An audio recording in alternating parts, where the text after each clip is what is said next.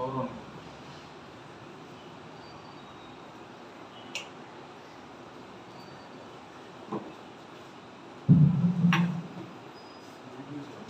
عليكم ورحمة الله.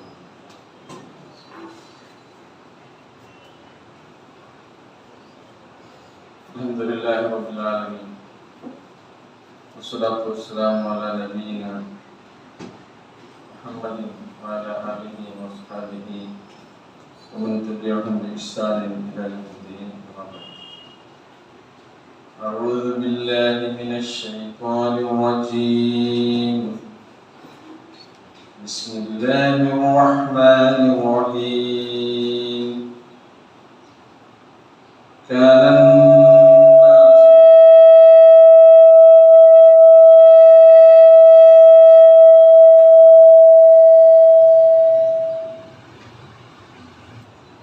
كان الناس أمة واحدة فبعث الله النبيين مبشرين ومنذرين وأنزل معهم الكتاب بالحق ليحكم بين الناس فيما اختلفوا فيه وما اختلف فيه إلا الذين أوتوه من بعد ما جاءتهم البينات بغيا بينهم فهدى الله الذين آمنوا لما اختلفوا فيه من الحق بإذنه والله يهدي من يشاء إلى صراط مستقيم.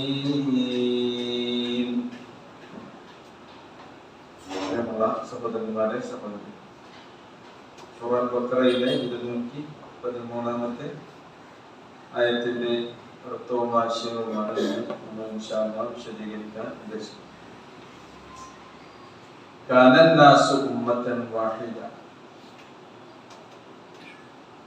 മനുഷ്യർ ഒരൊറ്റ സമുദായമായിരുന്നു. കാന എന്നുള്ളതിന് ആയിരുന്നു എന്ന അർത്ഥവുമുണ്ട്, ആകുന്നു എന്ന അർത്ഥവും. കാന യജീഉലിൽ മുദി വസ്സബാത്ത് തമാം, രണ്ടും ഇവിടെ അർത്ഥമായി കൽപ്പിക്കുകയാണെങ്കിൽ എങ്ങനെയാണ് അതിന്റെ വിശദീകരണം നൽകപ്പെടേണ്ടത് എന്നതിനെ കുറിച്ച് മുഫസ്സിറുകൾ വളരെയധികം വിശദീകരിച്ചിട്ടുണ്ട്. ഒന്നാമത്തേത് കാന നാസു ഉമ്മത്തൻ വാഹിദ, ജനങ്ങളൊക്കെ ഒരൊറ്റ സമുദായമായിരുന്നു എന്ന് പറഞ്ഞാൽ ആദ്യകാലത്ത് അവരെല്ലാം മുത്തഫിഖീൻ അല തൗഹീദ്. കാന നാസു ഉമ്മത്തൻ വാഹിദത്തൻ മുത്തഫിഖീൻ അല തൗഹീദ്, ഏകദൈവ വിശ്വാസത്തിൽ അടിയുറച്ചുകൊണ്ട് അവരെല്ലാം ഒരൊറ്റ ഉമ്മത്തായി കഴിഞ്ഞവരുണ്ട്. ആദം അലൈഹിസ്സലാത്തു വസ്സലാമിന്റെ സന്തതികളാണ് ആദ്യത്തെ മനുഷ്യ സമൂഹം, മാനവകുലം എന്ന് നമ്മൾ പറയുന്നു. അതിന്റെ തുടക്കം അവിടുന്നാണ്. അല്ലാഹു സുബ്ഹാനഹു വ തആല അവർക്ക് നൽകുന്ന ദൈവിക വെളിപാടിന്റെ വഹീന്റെ അടിസ്ഥാനത്തിൽ ആദം അലൈഹിസ്സലാത്തു വസ്സലാം അവരെ പഠിപ്പിക്കുകയും അവരെ സംസ്കരിക്കുകയും അവരെ വളർത്തിയെടുക്കുകയും ചെയ്യുകയായിരുന്നു. അബുൽ ബശർ ആദം അലൈഹിസ്സലാം, മനുഷ്യരുടെ പിതാവാണ് ആദം അലൈഹിസ്സലാത്തു വസ്സലാം. സ്വാഭാവികമായും സ്വർഗത്തിൽ നിന്ന് ആദം അലൈഹിസ്സലാമിനെ ഭൂമിയിലേക്ക് പുറത്തു കൊണ്ടുവന്നതിന്റെ കാരണക്കാരനാരാണ്? അതിനടങ്ങിയിരിക്കുന്നു. അല്ലാഹുവിനോട് അവൻ അതിനെ കുറിച്ച് സംസാരിക്കുകയും അങ്ങനെ അല്ലാഹു അവന് ഫഅൻദിർനി ഇലാ യൗമി യുബഅസുൻ, അന്ത്യദിനം വരെ എനിക്ക് നീ അവധി തരണം റബ്ബേ എന്ന് ചോദിച്ചപ്പോൾ ഫഇന്നക മിനൽ മുൻദരീൻ, തീർച്ചയായും നീ അങ്ങനെ അവധി നൽകപ്പെട്ടവനാണ് എന്ന അനുമതിയൊക്കെ അള്ളാഹു കൊടുത്തിട്ടുണ്ട്. അതുകൊണ്ട് പിശാച് അവന്റെ പണിയെടുക്കും. ജനങ്ങളെ അള്ളാഹുവിൽ നിന്ന് അകറ്റുക എന്ന ജോലിയിലാണ് പിശാച് ഏറ്റവും കൂടുതൽ വ്യാപൃതരായിക്കൊണ്ടിരിക്കുന്നത്. പിശാചും അവന്റെ കൂട്ടുകാരൻ. അതുകൊണ്ടാണ് അള്ളാഹു പറഞ്ഞത്, നിങ്ങളുടെ ഏറ്റവും വലിയ ശത്രു ആരാണ്? പിശാചാണ്. അവൻ നിങ്ങൾ ശത്രുവായി തന്നെ കണക്കാക്കി അവന്റെ ഈ കെണിയിൽ നിന്ന് രക്ഷപ്പെടാനുള്ള ശ്രമം നടത്തുന്നു. ആദ്യകാലത്ത് ജനങ്ങളെല്ലാം തന്നെ മുത്തഫീന അല തൗഹീദ്, ഏകദൈവ വിശ്വാസത്തിൽ അടിയുറച്ചവരായിരുന്നു.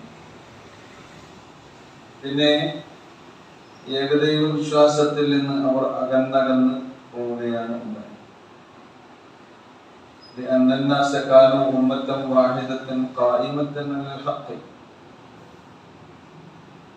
ആദ്യത്തെ സമൂഹം എന്ന് പറയുന്നത് ആദം അലൈഹി സ്വലാത്തു വസ്സലാമിന്റെ സമൂഹം. ആ സമൂഹം അള്ളാഹുവിൽ നിന്ന് അകന്നപ്പോഴാണ് അള്ളാഹു പിന്നെ പ്രവാചകനെ അയച്ചത്. ആദ്യത്തെ പ്രവാചകൻ ആരാണ്? നൂഹ്. ഇമാം ഇബ്നു അബ്ബാസ് റളിയല്ലാഹു അൻഹു പറയുന്നുണ്ട്, ആദം അലൈഹി സ്വലാത്തു വസ്സലാമിന്റെയും അതേപോലെ തന്നെ നൂഹ് അലൈഹി സ്വലാം പിന്നെ നിയോഗിതനായതിന്റെയും ഇടയിലുള്ള കാലയളവ് 10 നൂറ്റാണ്ടായിരുന്നു എന്ന്. ഇബ്നു അബ്ബാസ് റളിയല്ലാഹു അൻഹു മാ ബൈന ആദം വ നൂഹ് 10 ഖുറൂൻ, 10 നൂറ്റാണ്ട് എന്ന് പറഞ്ഞ ഒരു തലമുറയാവുള്ളൂ അവരെ സംബന്ധിച്ചിടത്തോളം. നമുക്കിപ്പോ ഒരു തലമുറ തന്നെ പൂർത്തിയാവില്ല ഒരു നൂറ്റാണ്ട്.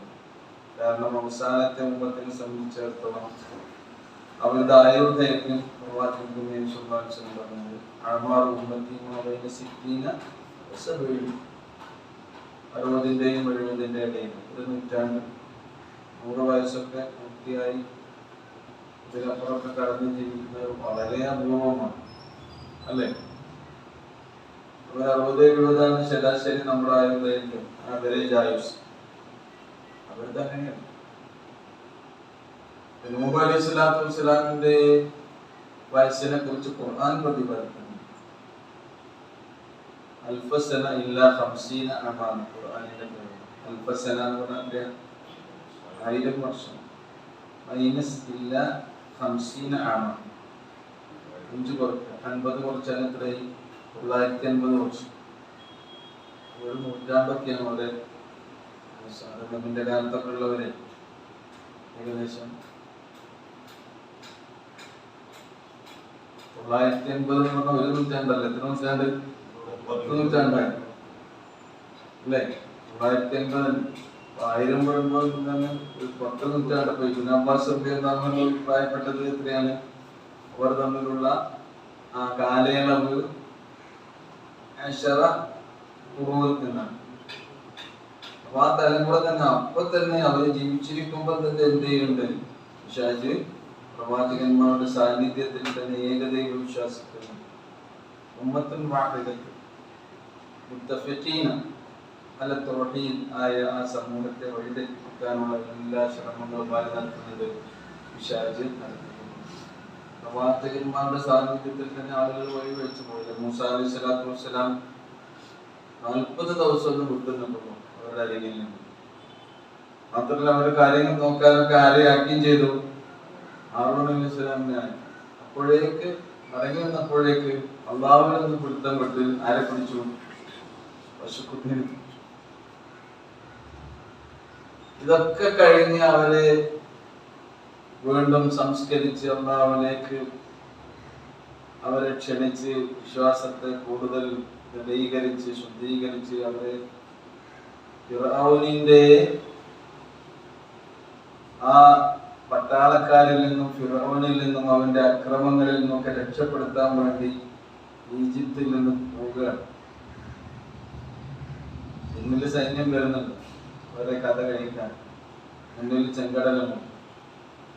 അല്ലാഹു സുബ്ഹാനഹു വ തആല അവരെ സഹായിച്ചു. മൂസ അലൈഹി സ്വലാം തന്റെ വടി കൊണ്ട് കടലിനെ അടിക്കാൻ പറഞ്ഞു. അത് പിളർത്തി അതിലൂടെ കടന്നു പോകാനുള്ള ഒരു വീതി അല്ലാഹു സുബ്ഹാനഹു വ തആല ഒരുക്കി കൊടുത്തു. എന്നിട്ട് അങ്ങനെയൊക്കെ അവരെ രക്ഷപ്പെടുത്തി കൊണ്ടുപോയിട്ടും ഉണ്ടായത്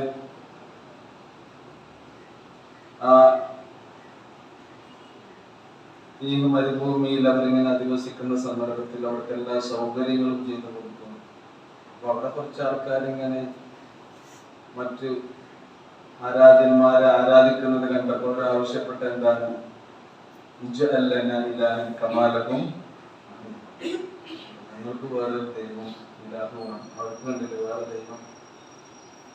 മനുഷ്യന്റെ കഥയാണ്. അപ്പൊ ഒരു പ്രവാചകന്റെ സാന്നിധ്യത്തിൽ, ആ പ്രവാചകന്റെ ശിക്ഷണത്തിൽ, ആ പ്രവാചകന്റെ മേൽനോട്ടത്തിൽ തന്നെ വളരുന്ന സമൂഹത്തെ ആദ്യം റാഞ്ചി കൊണ്ടുപോകുന്നുണ്ട്. തൗഹീദിൽ മരണം വരെ അടിയുറച്ച് നിന്ന് ജീവിക്കാൻ കഴിയുക എന്നുള്ളത് മഹത്തായ സൗഭാഗ്യം. തൗഹീദില്ലെങ്കിൽ പിന്നെ എല്ലാം പോയി അല്ലേ? വിശ്വാസം ശരിയല്ലെങ്കിൽ എത്ര കർമ്മങ്ങൾ ചെയ്തിട്ടും കാര്യമുണ്ടോ? ഇല്ല. ഏകദേശ വിശ്വാസം അത് കുറ്റമറ്റതല്ല എങ്കിൽ അല്ലാഹുവിന്റെ അരികിൽ നമുക്ക് നമ്മുടെ കർമ്മങ്ങൾ ഒരിക്കലും തന്നെ പ്രയോജനപ്പെടുകയില്ല എന്ന് ഖുർആൻ പറയുന്നുണ്ട്. ശിർക്ക് വന്നാൽ അല്ലാഹു സുബ്ഹാനഹു വ തആല ഒരിക്കലും ഓർക്കുകയില്ല എന്ന്. അപ്പൊ അതിനുള്ള ജാഗ്രതയാണ് വേണ്ടത്. അപ്പൊ ഈ ഖുർആൻ ഒരു ഉമ്മത്തിനെ കുറിച്ച്, മനുഷ്യ സമൂഹത്തിന്റെ, മാനവകുലത്തിന്റെ ആദ്യകാലത്തെ അവസ്ഥയെ കുറിച്ച് പറയുന്ന ഒരു ആയത്തായി ഇതിനെ നമുക്ക് മനസ്സിലാക്കാം. കാരണം ഉമ്മത്തൻ, അവർ ഒറ്റ സമുദായമായിരുന്നു. അങ്ങനെ അവർ എന്ത് ചെയ്തു? അള്ളാഹുവിൽ നിന്ന് അകന്ന് അള്ളാഹു അല്ലാത്ത ആളുകളെ ആരാധ്യന്മാരായി സ്വീകരിക്കുകയും അവരെ വിളിച്ചു തേടുകയും ഒക്കെ ചെയ്തു. ഇനി ആരാധ്യന്മാരായി സ്വീകരിച്ച് മരിച്ചുപോയ മഹാത്മാക്കളെയാണെന്ന് പറയുന്നത്. നൂഹ് അലൈഹി സ്വലാത്തു വസ്സലാമിന്റെ കാലത്തുണ്ടായിരുന്ന സംഭവം ഖുർആൻ തന്നെ പറയുന്നുണ്ട്. നൂഹ് അലൈഹി സ്വലാം അവരെ അള്ളാഹുവിലേക്ക് ക്ഷണിച്ചപ്പോൾ وقالوا لا تذرن آلهتكم ولا تذرن بدا ولا سواعا ولا يغوث ويعوق ونسرا. പേരെടുത്തിട്ട് അള്ളാഹുവിന്റെ പുറമെ അവർ ആരാധിച്ചിരുന്ന, അവർ വിളിച്ചു തേടിയിരുന്ന ഓരോരോ ഇലാഹുകളെയാണ് പറയുന്നത്. ആലിഹത്ത് എന്നാണ്. നിങ്ങളുടെ ആരാധ്യന്മാരെ ഒരിക്കലും നിങ്ങൾ കൈയൊഴിക്കരുത്.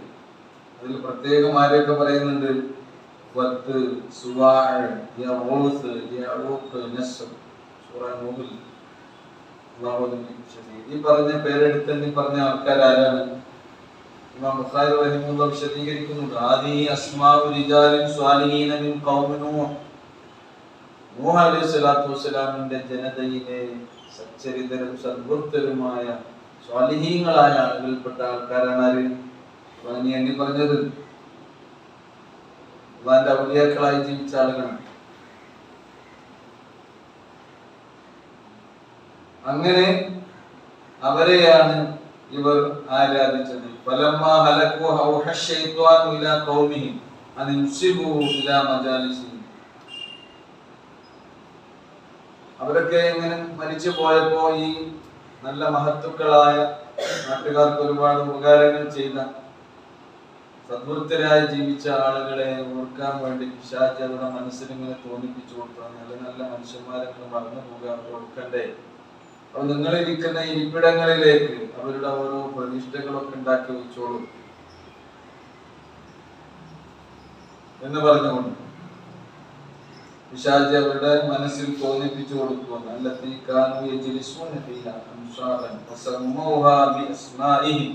എന്നിട്ട് അവരുടെ പേരുകൾ തന്നെ അതിന് നൽകണം. അങ്ങനെ അവർ ചെയ്തിട്ടുള്ളൂ. ആദ്യം ചെയ്തു, അവരെ ഓർക്കാൻ വേണ്ടി ഒരു ഫോട്ടോ ഒക്കെ ഉണ്ടെങ്കിൽ ഫോട്ടോ വെക്കുക. അല്ലെങ്കിൽ ഇപ്പൊ അതിലിരുന്നിരുന്ന കല്ലൊക്കെ ലാത്ത ആരായിരുന്നു എന്ന് പറയുന്നു. ലാത്ത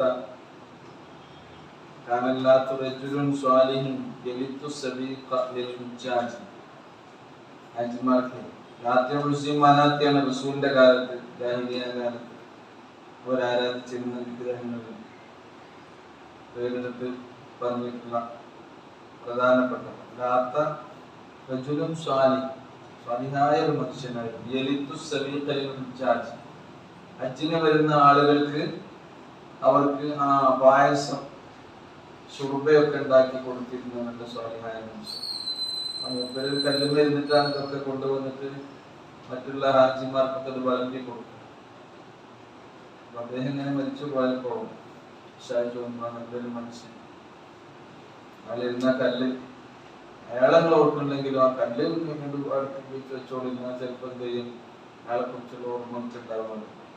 അങ്ങനെ കല്ലിനെ അവിടുന്ന് പതുക്കെ കൊണ്ടുവന്ന് കഴവന്റെ അടുത്ത് വെച്ചു. ഇങ്ങനെ പിന്നെ എന്ത് ചെയ്തു, ഇങ്ങനെ കഴവന്റെ ഉള്ളിൽ വെച്ചു. അതിനോടുള്ള ആരാധനാഭാവം മനുഷ്യനില്ല.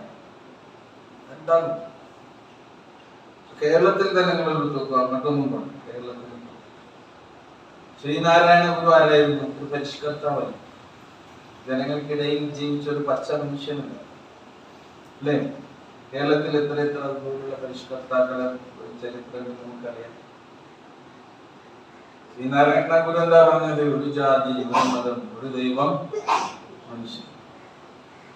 താഴ്ന്ന ജാതി, മുന്തിയ ജാതി, ഉയർന്നവർ എന്നൊന്നും പറഞ്ഞ് മനുഷ്യനെ നിങ്ങൾ വിഭജിക്കേണ്ടതില്ല. അവരുടെ തൊലിയുടെ നിറം നോക്കി അവർക്ക് സ്ഥാനം കൽപ്പിക്കുകയോ പുകഴ്ത്തുകയോ ഇകഴ്ത്തുകയോ ചെയ്യേണ്ടതില്ല. ഒരൊറ്റ ജാതി, ജാതി ഏതാ? മനുഷ്യജാതി. ഒരു ദൈവം, ഏകദൈവം. ഒരു മതം, അതാണ് മനുഷ്യന് എന്ന് പറഞ്ഞ ശ്രീനാരായണ ഗുരു. അദ്ദേഹത്തെ ഇങ്ങനെ ഓർക്കാൻ വേണ്ടി തന്നെ അദ്ദേഹത്തിന്റെ രൂപം ഇതൊക്കെ ഉണ്ടാക്കി വെച്ചപ്പോൾ അദ്ദേഹം തടയാണ് ചെയ്തത്. ഓർക്കാൻ വേണ്ടി പ്രതിമയൊന്നും ഉണ്ടാക്കി.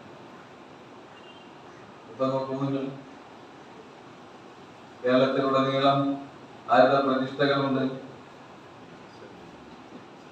ശ്രീനാരായണ ഗുരു. അങ്ങനെ മനുഷ്യന്മാർ പിന്നീട് ആരാധ്യ പുരുഷന്മാർ എന്ന് പറഞ്ഞുകൊണ്ട് ആരാധിക്കപ്പെടുന്ന അവസ്ഥയിലേക്ക്, ദൈവിക കഴിവുകൾ അവരിൽ ചാർത്തുന്ന ഒരവസ്ഥയിലേക്ക് മാറി വരുന്നത്. അതാണ് അള്ളാഹുവിൽ നിന്ന് അകറ്റാൻ പിശാച് ചെയ്യുന്ന പണി.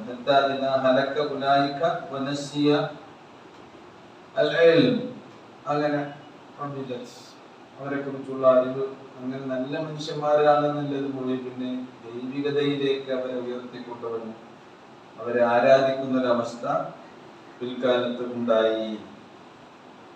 ജനങ്ങൾ ആദ്യം ഏകദൈവ വിശ്വാസത്തിൽ ഒറ്റക്കെട്ടായി മുത്തഫഖീൻ അല തൗഹീദ്, അതാണ് കാനൻ നാസു ഉമ്മത്തൻ വാഹിദ. പിന്നെ ഫബഅസല്ലാഹു നബിയീൻ, അല്ലാഹു സുബ്ഹാനഹു വ തആല നബിമാരെ നിയോഗിച്ചു. എത്ര നബിമാരെ അല്ലാഹു സുബ്ഹാനഹു വ തആല നിയോഗിച്ചിട്ടുണ്ട്? റസൂൽ കരീം സല്ലല്ലാഹു അലൈഹി വസല്ലം പറഞ്ഞു, 1,00,000-ൽ പരം പ്രവാചകന്മാർ ഇവിടെ വന്നിട്ടുണ്ട്. ഒന്നാമത്തെ സമൂഹം എന്ന് പറയുന്നത് മനുഷ്യ ചരിത്രത്തിൽ ആരുടെ സമൂഹമാണ്? നൂഹ് അലൈഹിസ്സലാത്തു വസ്സലാമിന്റെ സമൂഹം. അവർക്ക് കുറേ കാലം അല്ലാഹു ജീവിക്കാനുള്ള ആയുസ് നൽകിയിട്ടുള്ള സമൂഹമാണ്. പിന്നീട് ആയുസിന്റെ ദൈർഘ്യം ഇങ്ങനെ കുറഞ്ഞു വന്നു. 950 വർഷം 1000 വർഷമൊക്കെ ജീവിച്ചാൽ പിന്നീട് അവരുടെ പിൻതലമുറക്കാരായ നമ്മൾ 100 വർഷം പോലും തികക്കാൻ കഴിയാത്തത്ര ആയുസ് നമ്മുടേത് കുറഞ്ഞു. 1,00,000-ലധികം പ്രവാചകന്മാരെ അല്ലാഹു നിയോഗിച്ചിട്ടുണ്ടെങ്കിൽ അതിന്റെ അർത്ഥം എന്താണ്? ഈ പ്രവാചകന്മാരുടെ ഒക്കെ സാന്നിധ്യം ഉണ്ടായിട്ടും അവരുടെ ഉത്ബോധനങ്ങളും ഉണർത്തലുകളും ഉണ്ടായിട്ടും അല്ലാഹു സുബ്ഹാനഹു വ തആല അവർക്ക് നൽകിയിട്ടുള്ള ദൈവികമായ വെളിപാടുകളും സന്ദേശങ്ങളും വഹിയുകളും ഉണ്ടായിട്ടും ഇതിലെല്ലാം ഉപരി വേദഗ്രന്ഥങ്ങളെ അല്ലാഹു സുബ്ഹാനഹു വ തആല ഇറക്കി കൊടുത്തിട്ടും അതിന്റെ സാന്നിധ്യം ഉണ്ടായിട്ടും അവരെന്ത് ചെയ്തിട്ടുണ്ട്? വഴിതെറ്റി.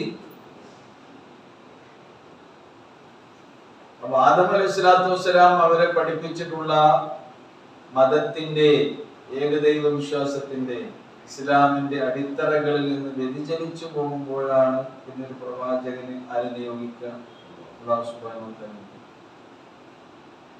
നൂഹ് അലൈഹിസ്സലാത്തു വസ്സലാമിന് ശേഷം നോക്കൂ നിങ്ങൾ. നൂഹ് അലൈഹിസ്സലാത്തു വസ്സലാമിന് വളരെ കുറച്ച് ആൾക്കാരെ അനുയായികളായി കിട്ടിയിട്ടുള്ളൂ അല്ലേ? വളരെ കുറച്ച് ആൾക്കാർ.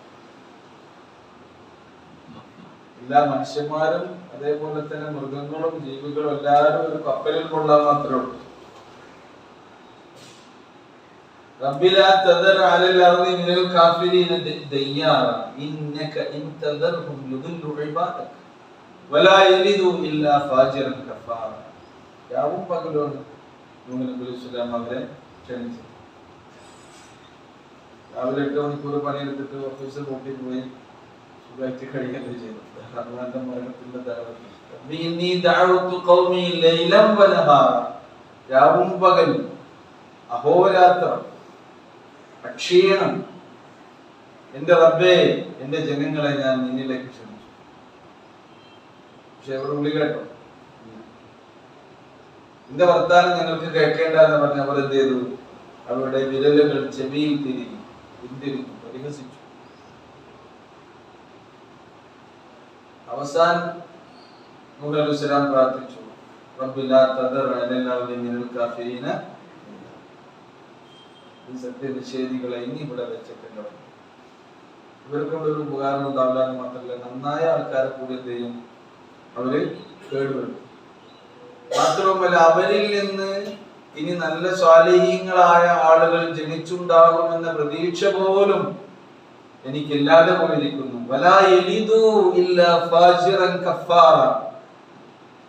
ഒരു തലമുറ ഇനി അവര് പോയാൽ അവരിൽ നല്ല തലമുറ ഉണ്ടാകുമെന്നുള്ള പ്രതീക്ഷ പോലും ഇല്ല. വലാ യലിദു ഇല്ലാ ഫാജിറൻ കഫാറ. ഇപ്പോഴാണ് അല്ലാഹു സുബ്ഹാനഹു വ തആല എന്ത് ചെയ്തത്? ആ സമൂഹത്തെ ഉന്മൂലനാശം എന്ന് പറയുന്നു, മുഴുവൻ തുടച്ച് നീക്കി കഴുകിക്കളയുക ചെയ്തു. കപ്പലുണ്ടാക്കാൻ പറഞ്ഞു മരുഭൂമിയിൽ കൊട്ടം വേനൽക്ക് കപ്പൽ പണി തുടങ്ങിയപ്പോ അവര് പിന്നെയും പരീക്ഷിക്കാൻ തുടങ്ങി. കുറച്ച് കൂടിക്കണില്ലേ, ചൂടാണല്ലോ, കുറച്ച് കൂടിയിട്ടുണ്ട്, ചൂടാണല്ലോ, കപ്പലുണ്ടാക്കി പരീക്ഷിച്ചു. അള്ളാഹു ആകാശത്തു നിന്ന് മഴ ധാരധാരയായി വർഷിച്ചു. അതേപോലെ തന്നെ ഭൂമിയിൽ നിന്നും ഉറവ പൊട്ടിയുണ്ട്. ആകാശത്തിലെയും ഭൂമിയിലെയും വെള്ളങ്ങൾ തമ്മിൽ കണ്ടുമുട്ടി. ആ പ്രളയം. ഇപ്പോഴാണ് കപ്പൽ. വിശ്വാസികളോടൊക്കെ അതിൽ കയറാൻ പറഞ്ഞു.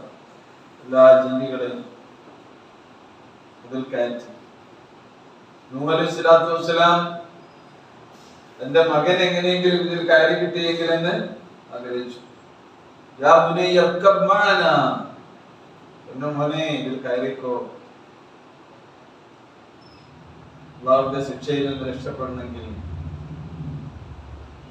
മോനെ പറഞ്ഞു, സആബി ഇലാ ജബലി യഅസിമുനി മിനൽ മാ, ഈ വെള്ളത്തിൽ നിന്ന് രക്ഷപ്പെടാൻ ഞാൻ ഒരു പർവ്വത ശിഖരത്തിൽ പോയി അഭയം തേടിക്കൊള്ളാൻ പറഞ്ഞു. ഞാൻ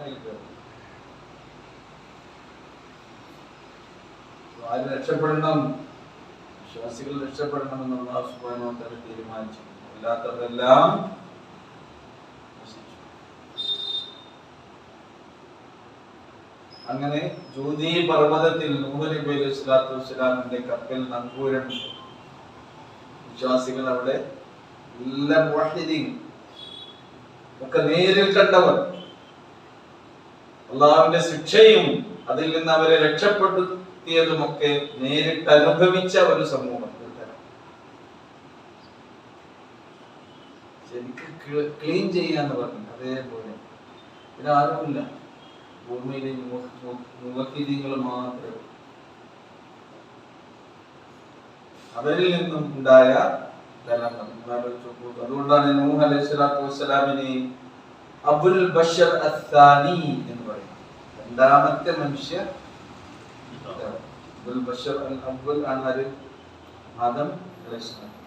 മനുഷ്യ സമൂഹത്തിലെ ഒന്നാമത്തെ തലമുറ, മാനവകുലത്തിലെ ഒന്നാമത്തെ തലമുറ ആദം അലൈഹിസ്സലാമിന്റേതാണെങ്കിൽ അതിനുശേഷം പിന്നീടും അല്ലാഹു ശുദ്ധീകരിച്ചു കൊണ്ടുവന്നു രണ്ടാമത്തെ ഒരു തലമുറ കൊണ്ടും സ്റ്റാർട്ട് ചെയ്യാം. നമ്മളൊക്കെ ആ തലമുറയിൽപ്പെട്ടാണ്.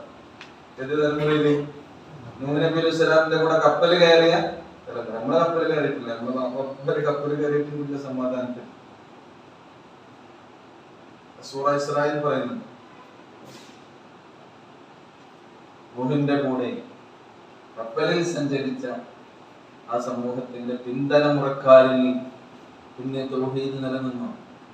എത്ര പ്രവാചകന്മാർ, ലക്ഷക്കണക്കിന് പ്രവാചകന്മാർ അല്ലാഹു നിയോഗിക്കേണ്ടി വന്നു, വേദഗ്രന്ഥങ്ങൾ അല്ലാഹു അവതരിപ്പിക്കേണ്ടി വന്നു എന്നതിന്റെ അർത്ഥം എന്താണ്?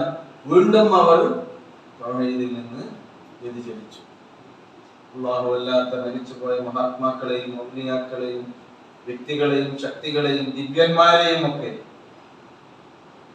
ഇലാഹുകളാക്കിക്കൊണ്ട് അവർ അല്ലാഹുവിൽ നിന്ന് അകന്നു. അപ്പോൾ അല്ലാഹു എന്ത് ചെയ്തു? ഫബഅസല്ലാഹു നബിയ്യീന. അല്ലാഹു സുബ്ഹാനഹു വ തആല ഈ മനുഷ്യന്മാരോട് അളവറ്റ ദയാപരനാണ്, അല്ലാഹുവിന്റെ കാരുണ്യമാണ്. എന്ത് ചെയ്യണം? അവർ പഴിച്ചു പോയാൽ ഗതിയില്ലാത്തവരായി പോകാൻ പാടില്ല. അവർ നേരായ മാർഗത്തിൽ, അല്ലാഹുവിന്റെ മാർഗത്തിന്റെ ഹിദായത്തിലേക്ക് നയിക്കാൻ എന്ത് വേണം? നബിമാർ, മുർസലുകൾ എന്നാണ് വിളിച്ചു. ഫബഅസല്ലാഹു നബിയ്യീന മുബശ്ശിരീൻ, വിശ്വാസം ഉൾക്കൊണ്ട ആളുകൾക്ക് സന്തോഷ വാർത്ത അറിയിക്കും. സ്വർഗ്ഗമുണ്ട്, ജീവിതം വൃഥാവില്ല. വമുൻദിരീൻ, വിശ്വാസത്തെ അവഗണിച്ച ആളുകൾക്ക് നരകമുണ്ട്, താക്കീത്. മുബശ്ശിറും നദീറുമാണ് ആര്? ഓരോ പ്രവാചകന്മാർ സന്തോഷ വാർത്ത അറിയിക്കുന്ന സുവിശേഷകരാണ്. അതുപോലെ തന്നെ നരകശിക്ഷയെ കുറിച്ച്, മരണാനന്തര ജീവിതത്തിൽ ഉണ്ടാകുന്ന ഭയാനകമായ ശിക്ഷയെ കുറിച്ച് താക്കീത് നൽകുന്നത്. അല്ലാഹു അങ്ങനെ അവരെ അയച്ചു. മാത്രവുമല്ല വഅൻസല മഅഹുൽ കിതാബ ബിൽ ഹഖ് ലിയഹ്കുമ ബൈനൻ നാസി ഫീമാ ഇഖ്തലഫൂ ഫീഹി വഅൻസല മഅഹുൽ കിതാബ്. ഈ നബിമാരുടെ കൂടെ, നബിമാരാക്കുക മാത്രമല്ല ചെയ്തത്, വഅൻസല മഅഹും, അവരുടെ കൂടെ അല്ലാഹു ഇറക്കി കൊടുത്തു, അവതരിപ്പിച്ചു കൊടുത്തു. എന്ത്? അൽ കിതാബ ബിൽ ഹഖ്, സത്യവേദ പുസ്തകം. കിതാബ് വേദപുസ്തകം, ബിൽ ഹഖ് സത്യമായിട്ടുള്ള വേദപുസ്തകം അല്ലാഹു സുബ്ഹാനഹു വ തആല അവർക്ക് ഇറക്കി കൊടുക്കുകയും ചെയ്തു. എന്തിനു വേണ്ടി? ലിയഹ്കുമ ബൈനൻ നാസി ഫീമാ ഇഖ്തലഫൂ ഫീഹി. ഇഖ്തലഫ എന്ന് ഭിന്നിച്ചു, ജനങ്ങൾ ഭിന്നിച്ചു പോയിട്ടുള്ള വിഷയങ്ങളിൽ അവർക്കിടയിൽ തീർപ്പ് കൽപ്പിക്കാൻ വേണ്ടി, ജനങ്ങൾക്കിടയിൽ തീർപ്പ് കൽപ്പിക്കാൻ വേണ്ടി. ജനങ്ങൾക്കുണ്ടാകുന്ന ഭിന്നിപ്പിൽ ഏറ്റവും പ്രധാനപ്പെട്ട ഭിന്നിപ്പ് ഏത് വിഷയത്തിലുള്ള ഭിന്നിപ്പാണ്? അല്ലാഹുവിലുള്ള വിശ്വാസത്തിലെ ഭിന്നിപ്പ്.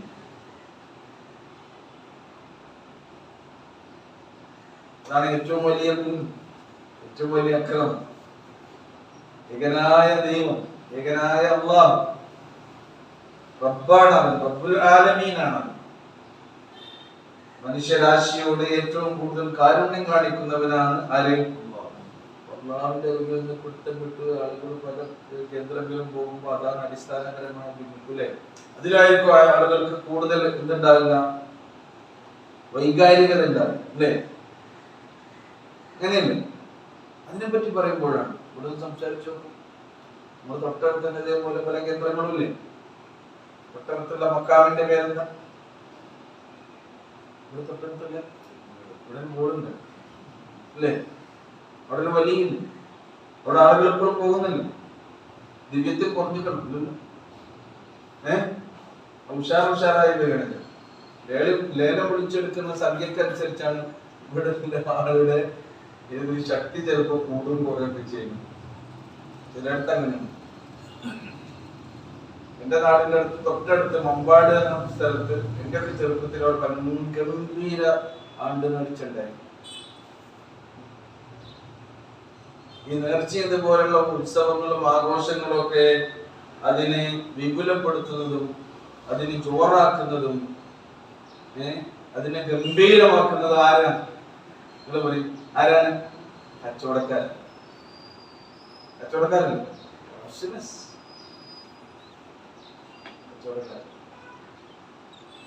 പിന്നെ അവിടെ കച്ചവടം കുറഞ്ഞപ്പോ എന്ത് ചെയ്ത് ആൾക്കാര് പിന്നെ കുറച്ച് നെൽമ്പൂരിപ്പാട്ടാ നട്ടത് എന്ന് കരുതി അതിനെ ചോറാക്കി. പിന്നെ ഇതിങ്ങനെ മറന്നുപോയി.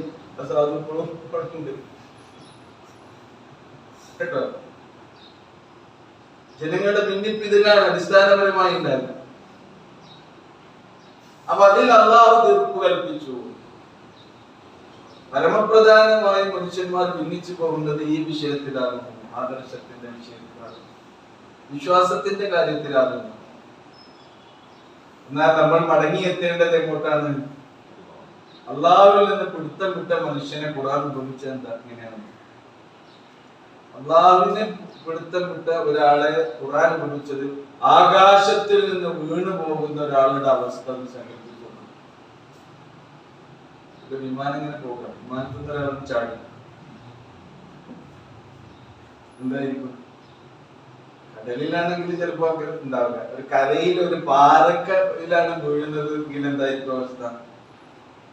അവന്റെ ശരീര ഭാഗങ്ങളൊക്കെ ചിന്ന ഭിന്നമായി, സന്ധിബന്ധങ്ങളൊക്കെ തെറിച്ച് വാരിയെടുക്കാൻ പരുവത്തിലാണ്.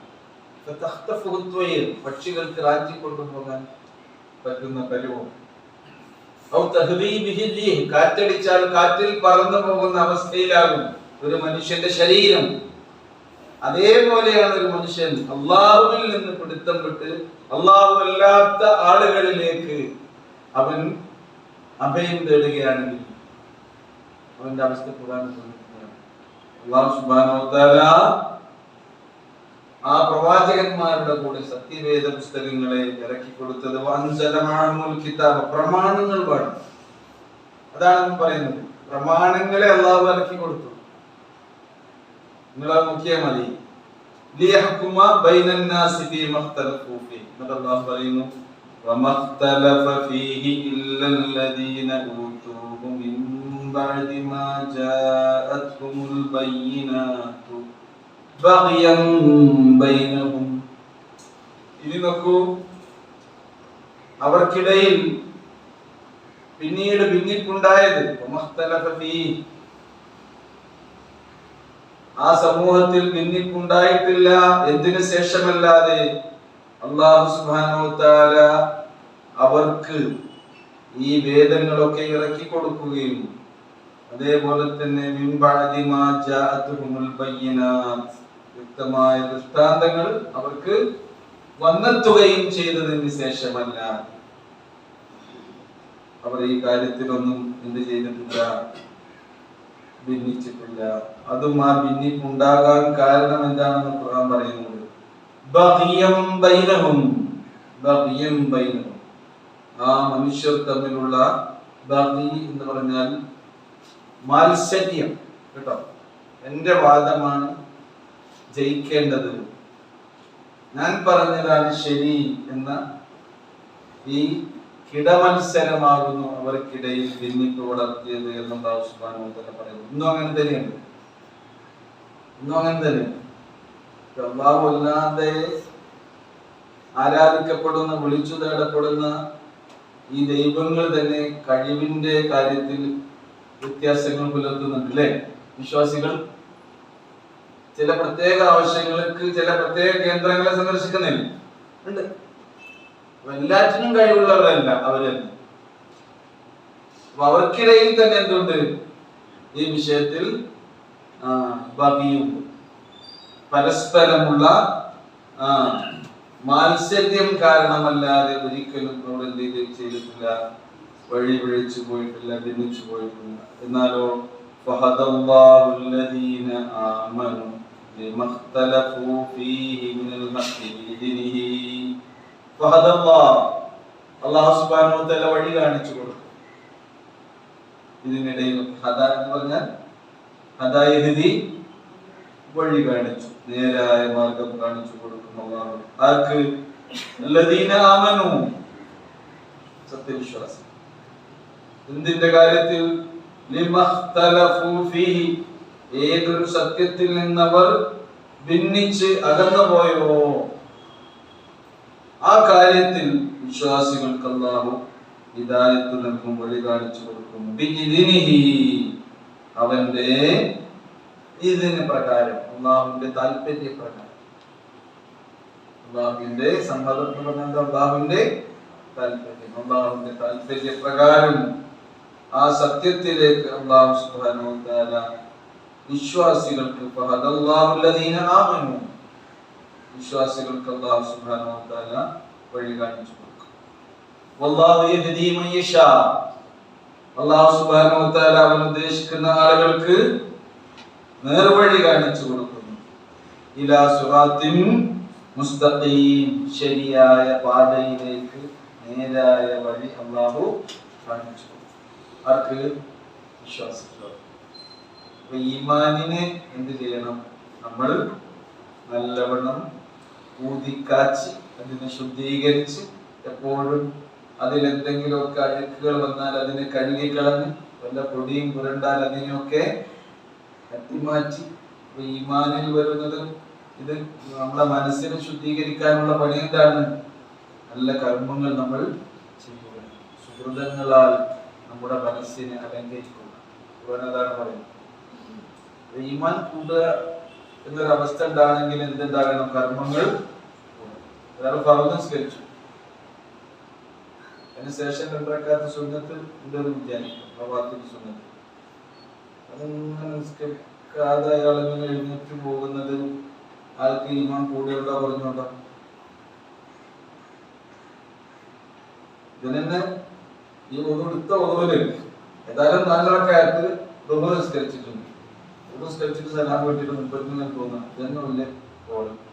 ഇതൊന്നും ചെയ്യാത്ത കാര്യം ഞാൻ തന്നെ എങ്ങനെയും ചെയ്യണ്ടല്ലോ അല്ലേ? 2 റക്അത്ത് സുന്നത്തുണ്ട്, റവാത്തിബ് സുന്നത്ത്. അത് നിസ്കരിക്കുകയാണെങ്കിൽ ഈ 4 റക്അത്തിൽ അവന് വല്ല പഠിക്കും പറ്റിയിട്ടുണ്ടെങ്കിൽ അതൊക്കെ കൊടുക്കപ്പെടുകയും ചെയ്യും. റവാത്തിബ് സുന്നത്ത് പതിവാക്കിയ ഒരാളെ സംബന്ധിച്ചിടത്തോളം അതാണ് റസൂൽ പറഞ്ഞത്, ബലല്ലാഹു അല്ലാഹു സ്വർഗ്ഗത്തിലൊരു വീട് പതിവായി പറഞ്ഞ് 10 റക്അത്ത് 12 റക്അത്ത് റവാത്തിബ് സുന്നത്ത് കൃത്യമായി നമ്മുടെ ജീവിതത്തിൽ പാലിക്കുന്ന ഒരാൾക്ക് അല്ലാഹുവിന്റെ റസൂൽ പറഞ്ഞ സന്തോഷ വാർത്ത എന്താണ്?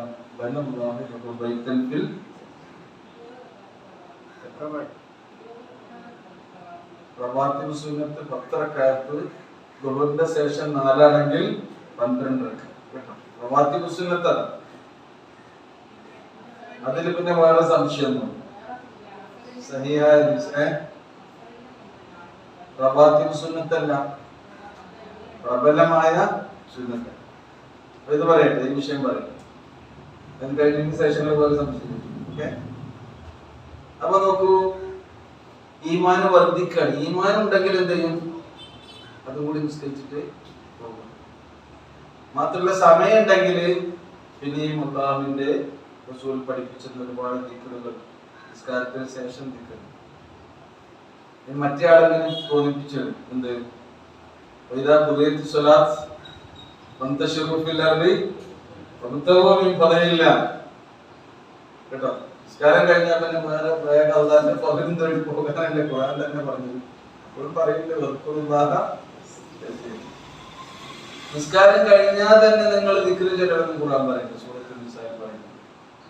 നിസ്കാരം ഏറ്റവും വലിയ ദിക്റാണ്. സ്വലാത്തിലെ ദിക്ർ, നിസ്കാരത്തിന് ശേഷം ദിക്ർ ചൊല്ലണം എന്ന് ഖുർആനിൽ തന്നെ അല്ലാഹു സുബ്ഹാനഹു വ തആല പറയുന്നുണ്ട്. റസൂൽ പല സുന്നത്തുകളും നമുക്ക് പഠിപ്പിച്ചിട്ടുണ്ട്. ഞാൻ പറഞ്ഞുകൊണ്ടുവരുന്നത് അതാണ്, ഈമാൻ കർമ്മങ്ങളിലൂടെയാണ് നമ്മൾ എന്ത് ചെയ്യേണ്ടത്? വർദ്ധിപ്പിക്കേണ്ടത്. ഈമാനിനെ ദൃഢീകരിക്കേണ്ടത് നല്ല കർമ്മങ്ങളിലൂടെയാണ്. അതാണ് ഈമാനും അമൽ സ്വാലിഹ്. ഈമാന്റെ കൂടെ എന്താ പറയുന്നുണ്ട്? വൽ അസ്ർ ഇന്നൽ ഇൻസാന ലഫീ ഖുസ്ർ. നിശ്ചയം മനുഷ്യൻ നഷ്ടത്തിലാണ്, കാലമാണ് സത്യം. ഇല്ലല്ലദീന ആമനു വഅമിലുസ് സ്വാലിഹാത്ത്, വിശ്വസിക്കുകയും സൽക്കർമ്മങ്ങൾ ചെയ്യുകയും ചെയ്തവർ വേണ്ടി. അല്ലാഹു സുബ്ഹാനഹു വ തആല സത്യവിശ്വാസികളെ അല്ലാഹു യഹ്ദീ മൻ യശാഉ ഇലാ സിറാത്തിൻ മുസ്തഖീം, വിശ്വാസികൾക്ക് അല്ലാഹു സുബ്ഹാനഹു വ തആല ആ സത്യത്തിലേക്ക് അവന്റെ ബിഇദ്നിഹി നടന്നു, അവന്റെ താല്പര്യപ്രകാരം തന്നെ അവൻ ശരിയായ പാത കാണിച്ചു കൊടുക്കുന്നു, നേരായ വഴിയിലേക്ക് അവരെ വഴി നടത്തുകയും ചെയ്യും. അപ്പൊ നമുക്ക് ഈ ആയത്തിനെ ഓതി അതിന്റെ ആശയം മനസ്സിലാക്കുമ്പോൾ നമ്മുടെ മനസ്സിൽ രൂപപ്പെട്ടു വരുന്ന കാര്യം എന്താണ്? നമ്മൾ ജീവിക്കുന്ന ഈ കാലഘട്ടം നൂഹ് നബി അലൈഹി സ്വലാത്തു വസ്സലാമിന്റെ കാലം, ആ ഖുർആനിലൂടെ നമ്മളെ ഏകദേശം മനസ്സിലാക്കി അല്ലേ? അതിനുശേഷം വന്ന പ്രവാചകന്മാർ വരാനിടയായത് നൂഹ് നബി അലൈഹി സ്വലാത്തു വസ്സലാമിന്റെ ജനത തന്നെ എന്ത് ചെയ്തു? പിന്നീട് തൗഹീദിൽ നിന്ന് അകന്നത്. അതിനുശേഷമാണ് പിന്നെ ഇബ്രാഹിം അലൈഹി സ്വലാത്തു വസ്സലാമിന്റെ ചരിത്രം പറയുന്നത്. ആദ്യ സമൂഹത്തിന്റെ ചരിത്രം പറയുന്നത് അബുൽ അംബിയ ആണ് ഇബ്രാഹിം അലൈഹിസ്സലാം, പ്രവാചകന്മാരുടെ പിതാവായ. എത്ര ഖുർആനിൽ 25 ആളുകളുടെ പേര് പറഞ്ഞിട്ടുള്ളൂ. ലക്ഷക്കണക്കിന് പ്രവാചകൻ നമ്മുടെ ഇന്ത്യയിലൊക്കെ വന്നിട്ടുണ്ടാകണം. എന്തായാലും ലികുല്ലി ഖൗമിൻ ഹാദ്, ഭൂമുഖത്ത് എവിടെയൊക്കെ ജനവാസമുണ്ടോ അവിടെയൊക്കെ അല്ലാഹു ആരെ നിയോഗിച്ചിട്ടുണ്ട്? ഹിദായത്തിലേക്ക് മനുഷ്യരെ ക്ഷണിക്കാനുള്ള പ്രവാചകന്മാരെ അല്ലാഹു സുബ്ഹാനഹു വ തആല നിയോഗിച്ചിട്ടുണ്ട്. നമ്മുടെ ഭാരതം, നമ്മുടെ ഇന്ത്യ മഹാരാജ്യം ആ നിലക്ക് പ്രവാചകന്മാരാൽ, പ്രവാചക നിയോഗത്താൽ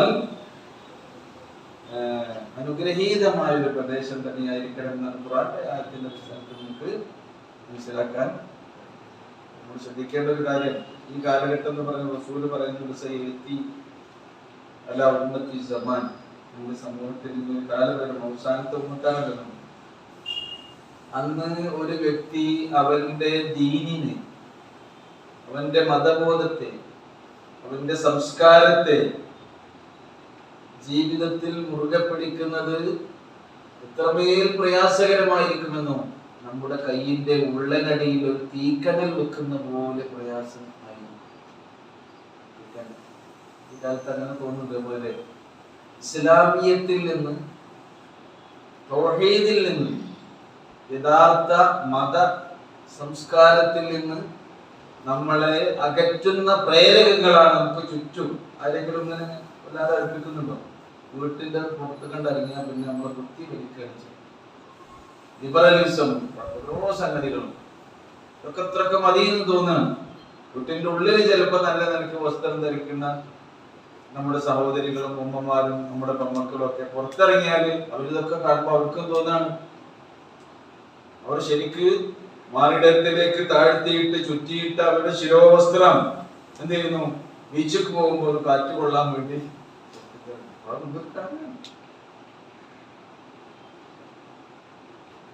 ഞാനൊരു ഉദാഹരണം പറഞ്ഞതെന്ന് മാത്രം. നല്ലോണം കരുതണം. നമ്മളെ കരുതണം, നമ്മളെ തന്നെ കരുതണം, നമ്മുടെ മക്കളെ കരുതണം, നമ്മുടെ സഹോദരികളെ കരുതണം, നമ്മുടെ ആൺമക്കളെ കരുതണം. ഞാൻ പറയുന്നത് ആണോ ഏതാണ് പെണ്ണ ഏതാണ് തിരിച്ചറിയാത്ത കോലത്തിലാണ് ഇതൊക്കെ പോകുന്നത്. അപ്പൊ നമ്മൾ നല്ല വിശ്വാസത്തെ മുറുകെ പിടിക്കുന്നതോടൊപ്പം തന്നെ അള്ളാഹുവിനോട് ദുആ ചെയ്യുകയും ചെയ്യും. എന്തിനു വേണ്ടി? അല്ലാഹുമ്മ യാ മുസരിഫൽ ഖുലൂബ്, അല്ലാഹുവേ ഹൃദയങ്ങളെ കൈകാര്യം ചെയ്യുന്നവനെ. സ്വറഫ യുസരിഫ് എന്ന് പറഞ്ഞാൽ നമ്മുടെ മനസ്സുകളൊക്കെ ആരാ കൈകാര്യം ചെയ്യുന്നത്? അല്ലാഹു സുബ്ഹാനഹു വ തആലയാണ്. പറഞ്ഞിട്ടുണ്ട് എല്ലാ മനുഷ്യരുടെയും മനസ്സുകൾ ഒരൊറ്റ ഖൽബുൻ വാഹിദ്, ഖൽബുൻ ഒരൊറ്റ ഹൃദയം പോലെ, മനസ്സ് പോലെ അല്ലാഹുവിന്റെ അരികിലുണ്ട്. ഈ ലോകത്ത് ഇപ്പോൾ ജീവിച്ചു കൊണ്ടിരിക്കുന്ന എല്ലാ മനുഷ്യരുടെയും മനസ്സുകളെ ഒന്നാക്കി അത് ആരുടെ കയ്യിലുണ്ട്? ഏതുപോലെ ഒരു ചെറിയ ബോൾ അല്ലെങ്കിൽ ഒരു പന്ത്, ഒരു നെല്ലിക്ക നമ്മുടെ വിരലിന്റെ ഇടയിൽ ഇങ്ങനെ വെച്ച് അങ്ങോട്ടും ഇങ്ങോട്ടും തിരിക്കുന്നത് നമ്മളൊന്ന് സങ്കല്പിച്ചു നോക്കും. ഗോട്ടിയില്ലേ, ഗോട്ടി, വലിയ ചെറിയ ഗോട്ടി നമ്മുടെ വിരലിന്റെ ഇടയിൽ ഇങ്ങനെ തിരിക്കുന്നത് സങ്കല്പിച്ചു. അതേപോലെ അല്ലാഹു എല്ലാവരുടെയും മനസ്സുകൾ എന്ത് ചെയ്യുന്നുണ്ട്? ആരാണ് നിയന്ത്രിക്കുന്നത്? മനസ്സുകളെ. കാര്യം ചെയ്യണമെന്ന് തോന്നണ്ടേ?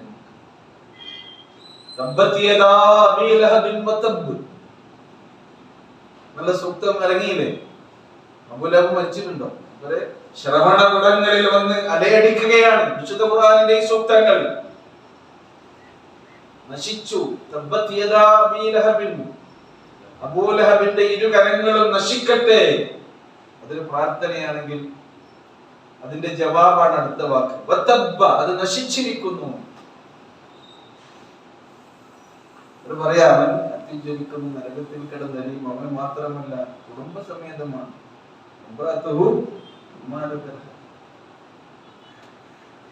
പക്ഷെ എന്ത് ചെയ്തില്ല?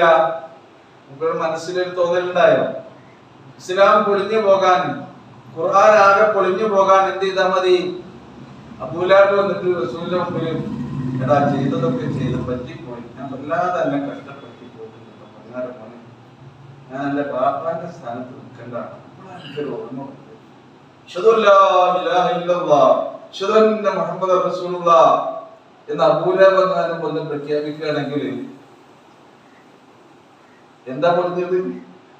ഖുർആൻ പൊളിഞ്ഞില്ല, ഇസ്ലാം പൊളിഞ്ഞില്ല. മുനാഫിക്കീങ്ങൾ, കപടവിശ്വാസികൾ അങ്ങനെ ചെറിയ എത്ര ആൾക്കാരുണ്ട്. ആർക്ക് തോന്നിയില്ല? ആർക്ക് തോന്നിയില്ല? മനസ്സിനെ, അതിന്റെ തോന്നല്, അതിന്റെ വിചാരം, അതിന്റെ വികാരം അത് നിയന്ത്രിക്കുന്ന ആരാ? ഇതാണ് മുസല്ലിഫുൽ ഖുലൂബ്. അല്ലാഹുമ്മ യാ മുസല്ലിഫുൽ ഖുലൂബ് സ്വല്ലിഫ് ഖുലൂബനാ, ഞങ്ങളുടെ ഹൃദയങ്ങളെ നീ കൈകാര്യം ചെയ്യണമേ. ഏത് രീതിയിൽ? അലാ ത്വാഅതിക,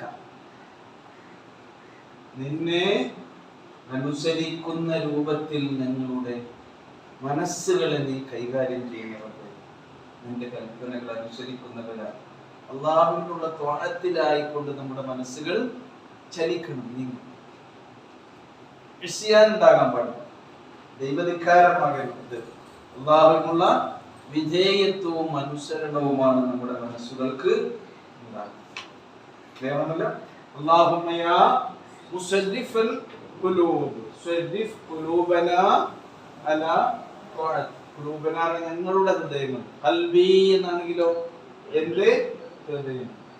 ഇത് നമ്മൾ അതേ ആശയത്തിലുള്ള പ്രാർത്ഥന. നബി ഏറ്റവും കൂടുതൽ വർദ്ധിപ്പിച്ചിരുന്ന അല്ലാഹുവിന്റെ റസൂല് പ്രാർത്ഥിച്ചിരുന്ന പ്രാർത്ഥനയാണ്.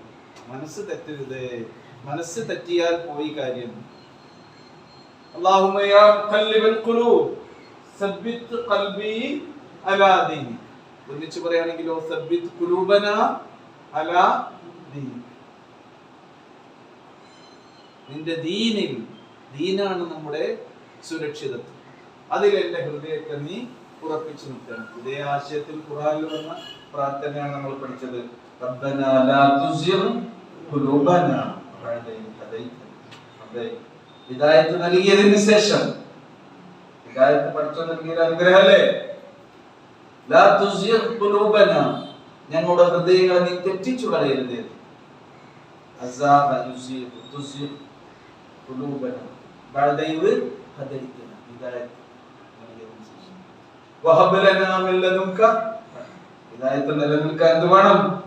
അല്ലാഹുവിന്റെ റഹ്മത്ത് വേണം. കാരണം വഹബ് ലനാ മിൻ ലദുൻക റഹ്മ ഇന്നക അൻതൽ വഹാബ്, നീ റഹ്മത്ത് ഓശാരമായി ധാരാളമായി നൽകുന്ന ആളാണ്.